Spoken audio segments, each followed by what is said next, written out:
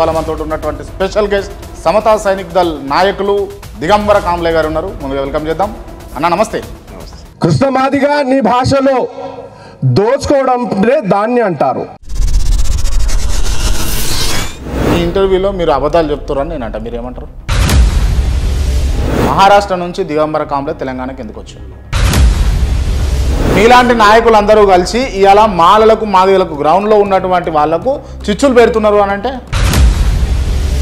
మా మీటింగుకు ప్రధానమంత్రి వచ్చిండు అని చెప్పేసి మందకృష్ణ మాదిగా చెప్పిండు. మీ మీటింగ్కి ఎవరు వచ్చారు అని అడిగితే మీరేం చెప్తారు?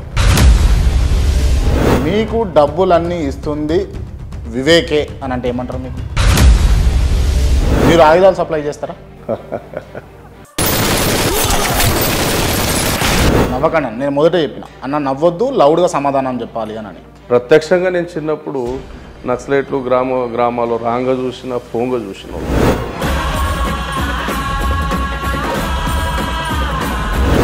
కానీ మీ తప్పేం లేదు. మీరు బుద్ధిమంతులు. మీ పైన కేసులు అయినాయి, మారణాయుధాలు సప్లై చేస్తారు. మహారాష్ట్రలో మీరు మహర్కులు, అక్కడ ఆదరణ లేదు కాబట్టి తెలంగాణకు వచ్చి తెలంగాణలో మాలల వేషంలో తిరుగుతున్నాడు దిగంబర కాంబ్లే.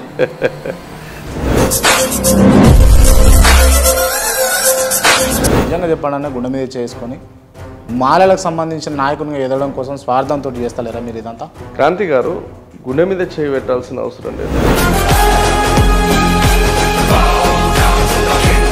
రామాయణం జరిగిందా జరగలేదా అని అడిగితే మీ అభిప్రాయం? రామాయణం నేనేమంటా, చరిత్రకు కావాల్సింది ఏంటంటే ఆధారాలు కావాలి. అసలు రాముడు దేవుడా కాదా? మీరు రాసినటువంటి కాల్పనిక గ్రంథంలో మీరు దేవుడు అని అంగీకరించి పూజలు చేస్తే మీరు అంగీకరించండి. నా దృష్టిలో నేను దైవిక సిద్ధాంతాన్ని ఒప్పుకోను కాబట్టి నేను నాకు దేవుడుగా అంగీకరించాను.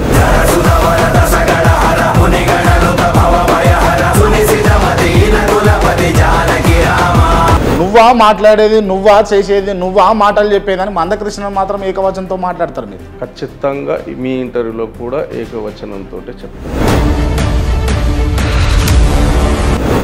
అంటే ఇక్కడ మీకు సమతా సైనిక్ దళ్ నేర్పలేదు మిమ్మల్ని. ఇక్కడ ఏం చెప్తాను నేను. క్రాంతి గారు, మాలలలో కూడా పేరు మోసిన మాలలు మాత్రమే మాలలకు చెందవలసిన, మీరు చెప్తున్నటువంటి నిమ్న కులాలకు రావాల్సినటువంటి రాబడిని పొందవలసిన ఉద్యోగాలను కూడా మాలలు అనబడే మాలలే ఎత్తుకుపోతున్నారు అని అంటే? ఎత్తుకుపోతున్నామంటే ఎవరి దగ్గర నుండి?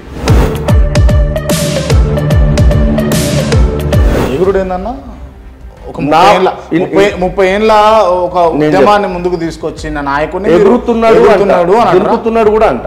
ఎందుకంటే చెప్తా, ఈ కేసులో ఆయన పార్టీ కాదు, ఈ కేసుకి ఆయనకు సంబంధం లేదు.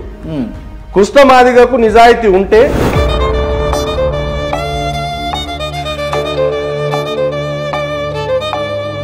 అన్న మీకు బతకడానికి సంపాదన ఎట్లా అన్న?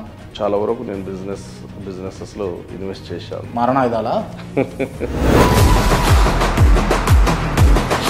నెలసరి ఆదాయం ఒక 1 కోటి రూపాయలు ఉంటుందా? అంత ఉండదు. 50 లక్షలు ఉంటుందా? నేను బ్రతకడానికి సరిపోతుంది. సరే, ఒక 30 లక్షలు ఉంటుందా నెలసరి ఆదాయం? ఉండొచ్చు. నేను ఇంత హుందాగా సగౌరవంగా జీవిస్తున్నా అంటే బాబాసాహెబ్ పెట్టిన భిక్ష మాత్రం.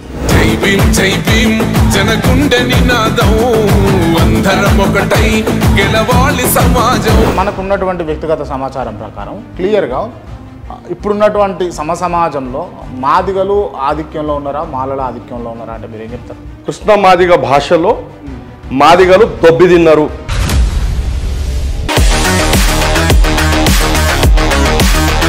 అసలు రిజర్వేషన్లను మీరు ఈ ఏబిసిడి వర్గీకరణను మీరు ఎందుకు వ్యతిరేకిస్తున్నారంటే ఒక్క మాటలో ఏం చెప్తారు మీరు? గజ్జెప్పుర్రి. 94లోనే ఇందిరాగాంధీ రాజకీయాన్ని ఛాలెంజ్ చేసినటువంటి ఎన్టీ రామారావు, ఆ ఎన్టీ రామారావుకు భయపెట్టేటటువంటి రాజకీయం చేసింది ఈ దేశంలో ఉన్నటువంటి, ఈ రాష్ట్రంలో ఉన్నటువంటి మాలమాదిగలు.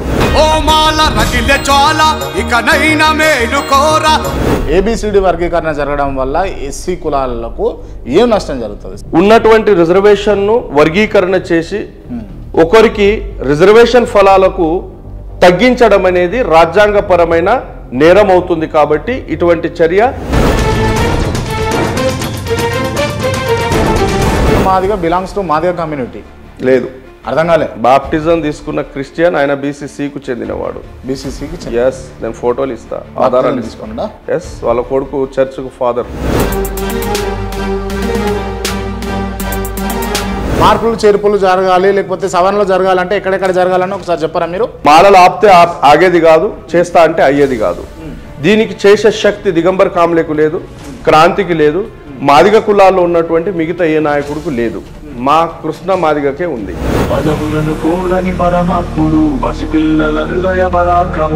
బండి సంజయ్ అసలు హిందువే కాదు అని అన్నారు. కరెక్టే చెప్పు. బండి సంజయ్ అసలు హిందువే కాదు అని అన్నారు. కరెక్టే చెప్పు. కరెక్టా? కరెక్టే. ఎట్లా కరెక్ట్ అవుతుంది? విషయం ఏంటంటే